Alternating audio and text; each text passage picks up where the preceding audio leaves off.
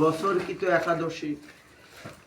এই একাদশীর এত গুণ, এত কৃপা বলে শেষ করা যাবে না। আজকের ব্রত যদি কেউ পালন করতে পারে, তাহলে আজকের ব্রত অন্তত বছরে সনাতন ধর্ম অবলম্বন করে যদি আজকের এই হেন ব্রত যদি আমি না করতে পারি, তাহলে আমার মতো অধম দুরাচার পাষাণ্ড আর এই জগতে কেউ নাই। কত লোক আজকের দিনেও ব্রত নেই, কত বাড়িতে রান্না হচ্ছে। দেখেন ইসলাম ধর্মে তারা কি করছে, অপরাধ অনেক করে, তারা মানুষ খুন করছে। ইসলাম বহু রকম মানুষের নির্দেশনা দেয়, খুন খারাপি বা অপরাধমূলক কর্ম ওরা বেশি করে, কিন্তু আবার ধর্মকর্ম তো ওরা বেশি করছে। কিরকম? তারা 5 ওয়াক্ত নামাজ অন্তত পড়ে। মায়েরা কি করে, মেয়েরা বাড়িতে তারা 5 ওয়াক্ত নামাজ পড়ে, বেটারাও অন্তত 2-3 ওয়াক্ত নামাজ পরিধান করে। আর রোজার বছরে অন্তত 30টে রোজা, কেউ না পারলেও 10টা 15টা 20টে 30টে করে রোজা করে। আর আমাদের একটা একাদশী, বছরে 26টে একাদশী 15 দিন পর পর, তা ওদের মতো তো একেবারে না খেয়ে নয়। একাদশীতে কত রকম খাবারের দ্রব্য তালিকা রয়েছে।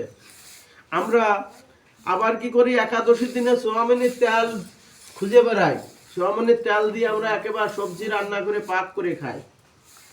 বুঝতে একাদশী হয় না, কারণ সোয়াবিনের তেল দিয়ে যদি সবজি রান্না করা হয়, সে একাদশী ব্রত নষ্ট হয়ে যাবে।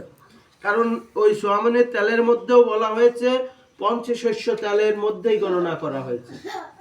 এই জন্য একাদশীর দিনে একমাত্র বাদামি তেল, বাদাম থেকে যে তেলটা হয় সেই তেল, আর একটি তেল হচ্ছে সূর্যমুখী তেল, আর হচ্ছে ঘিত দ্বারা যদি সবজি কেউ খেতে খায় ঘি দিয়ে অথবা বাদামি তেল, আর না হয় সূর্যমুখী তেল দিয়ে রান্না করে সেবা করতে হবে।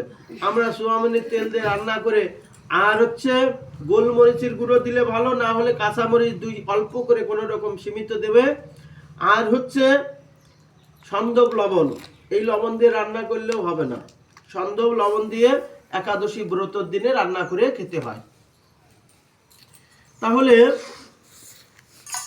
আজকের ব্রতর দিন তো সবজি খাওয়া যায় না।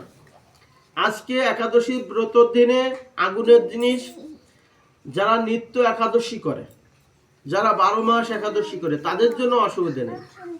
কিন্তু ওই বছরে দেখা যাচ্ছে কেউ 4টি একাদশী করে, কেউ আবার মাঝে মাঝে করে, মাঝে মাঝে 2-4টে বাদ দেয়।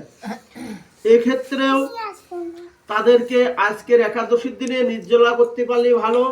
যদি নির্জলা না পারলে ফলমূল, ফল ছাড়া আগুনের কোনো জিনিস গ্রহণ করা উচিত নয়। ফল টল বা দুধ বিভিন্ন কিছু খাওয়া যাবে। এইভাবে যদি ব্রত থাকা যায়, ব্রতর দিনে কিভাবে কতটা খাবার গ্রহণ, আমি ব্রত থাকলাম সারা দিন ভরে ফল বাদাম ইতা সেতা যখন মুখে আসছে আমি খাচ্ছি, তাহলে তো হবে না। ব্রতর দিনে অন্তত অনুকল্প করতে হয় 12টার পরে, যে 12টার পরে যে একবার অনুকল্প করতে হয়, যা কিছু পাবো একবার অনুকল্প করে পেলাম, আর যে রাত্রিবেলা যাই ঠাকুরে আবার একটু দিল, আবার একটু গ্রহণ করলাম। ব্রতর দিনে 2-3 বার 5 বার খেলে পরে ব্রত হয় না, ব্রত নষ্ট হয়ে যায়। একেবারে যে ব্রত হবে না তা নয়, শাস্ত্রে বলছে যে তুমি 5 বার খেয়েও ব্রত থাকতে পারো।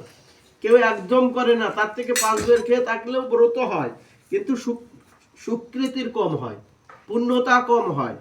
তাহলে আমি যদি কষ্ট করে একাদশী করবই, তাহলে আমি আমার পুণ্য কেন কম করব, পুণ্য কেন কম নেব? যখন সরকারি রিলিফ দেওয়ার সময়, তখন যদি একজন বলে যে না তোমার এই কারণে তোমার 2 কেজি গম কম দেবো বা চাল কম দেবো, কেউ মেনে নেবে? ভগবানের কৃপার থেকে কেন আমরা কম নেব? ভগবানের কৃপা আমরা সঠিক যতটুকু সম্ভব সঠিকভাবে আমরা ধর্মটা যাজন করব এবং একাদশী ব্রত পালন করব, তাহলে আমাদের এই ব্রতের ফল অবশ্যই কৃপা লাভ হবে।